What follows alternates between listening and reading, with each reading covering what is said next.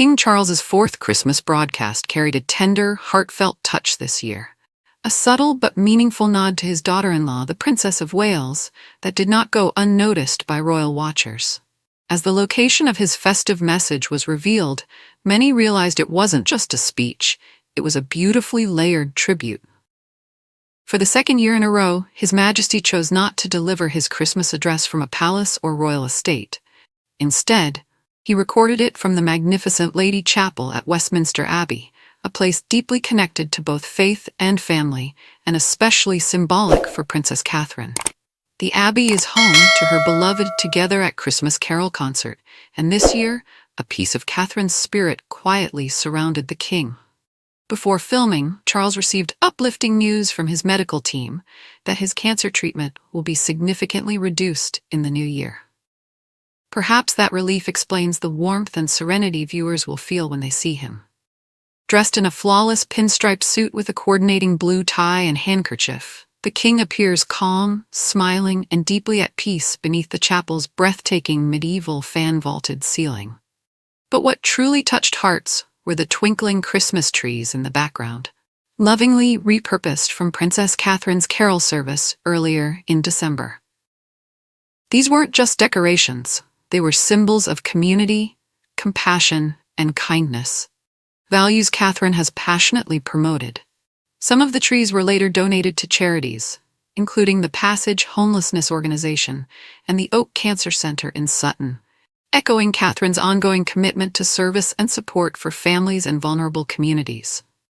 Through this, the king not only honored the season, but also gently highlighted Catherine's devotion, compassion, and quiet strength.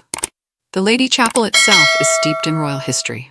Built for Henry VII, it is the resting place of monarchs including Charles II, Elizabeth I, and Mary Queen of Scots. It is also the spiritual home of the Order of the Bath, whose colorful banners hang proudly above the king, symbols of tradition, loyalty, and royal continuity. It is believed the king personally requested a filming location outside a traditional royal residence. The BBC and the royal household suggested several options, but Westminster Abbey stood out, a sacred place of memory, faith, and connection to Catherine's recent heartfelt carol service. Westminster Abbey has long been a site of pilgrimage, especially to the tomb of Edward the Confessor, and is deeply rooted in spiritual heritage. Choosing this venue added emotional depth to the broadcast, connecting faith, history, and family in one powerful message. Last year, the king recorded his Christmas speech at Fitzrovia Chapel, the former chapel of Middlesex Hospital, where Princess Diana once opened London's first dedicated AIDS ward. Another location rich with compassion and royal legacy. The king's Christmas speech is one of the rare moments where he speaks directly from the heart, without government input. Written personally by him, it traditionally reflects faith, world events, and the emotional journey of the past year. This year's address will be televised and broadcast on radio at 3 p.m. on Christmas Day.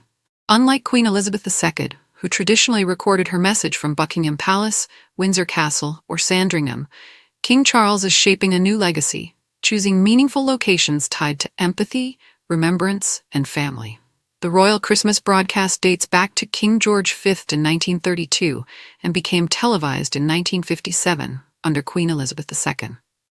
Since 1960, speeches have been recorded ahead of time, so Commonwealth nations can share the moment worldwide. Now at Sandringham, alongside Queen Camilla, King Charles and his family will enjoy their traditional celebrations, exchanging presents on Christmas Eve, attending church on Christmas morning, enjoying a festive lunch, and later laughing together over classic family games.